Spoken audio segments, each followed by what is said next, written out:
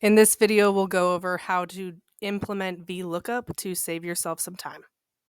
The Vlookup formula has 4 components. In orange, the lookup value is the most important part. You need to have a unique identifier for your data. You can use a student ID number, email address, but you need to make sure it doesn't have duplicates. In the blue is the table array. That's where you will get your answers from, the data you'll pull from. In yellow, the column index number tells the formula which column you're wanting the information from. And then in green, the range lookup, you will type in false because you want exact matches. We'll explore all of these in an example. Okay, for our example for Vlookup, these are all generated ID numbers and student names, so I am not breaking any confidentiality. So for Vlookup, I have a Google form that I have gotten responses to, but I want to know which students have turned it in, which students have not turned it in without wasting my time to check off people as they turn it in. So on my Google responses in my Google form, I have made sure that one of my questions is ID number. It's the first question of my Google form. So I'm going to, on that Google form responses, I'm going to copy over my program's roster. Make sure that you have this, make sure you have ID number, and you can do anything with Vlookup. It's amazing. Okay, so I want to know which kids in my program have turned in that Google form.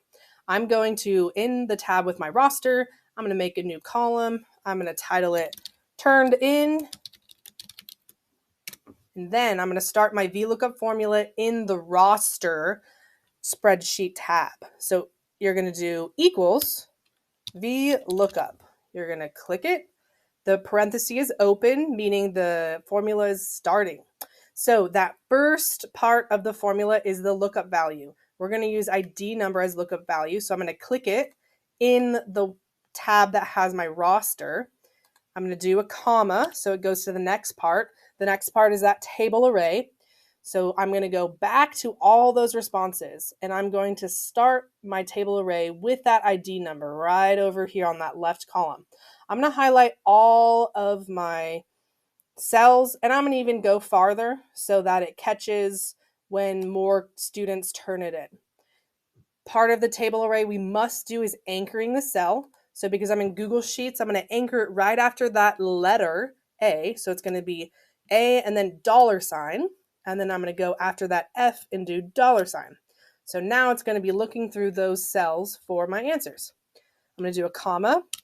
That'll take me to the next part of the formula, being that column index number. And the column index number starts with number 1 on the ID number all the way at the left. So this is column 1, 2, 3, 4, 5, 6. So I, for the sake of this, would like to know the student's favorite piece that the orchestra played. So I'm going to type in number 1, 2, 3, 4. That is 5. My column index number is 5. So I'm going to do that. Another comma. That takes me to the last portion of the formula. We're going to type in false because we want exact matches. Close parentheses to end the formula. Press enter. It'll take you back to your roster. You're going to drag that right side of the cell all the way down.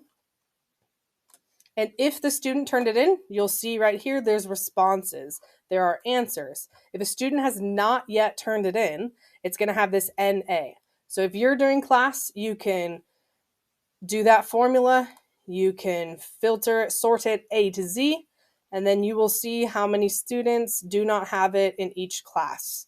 As they are working on this in class, it will populate their answer. So in live time, you can see which students are still working and which students have already completed the assignment. I hope this helps.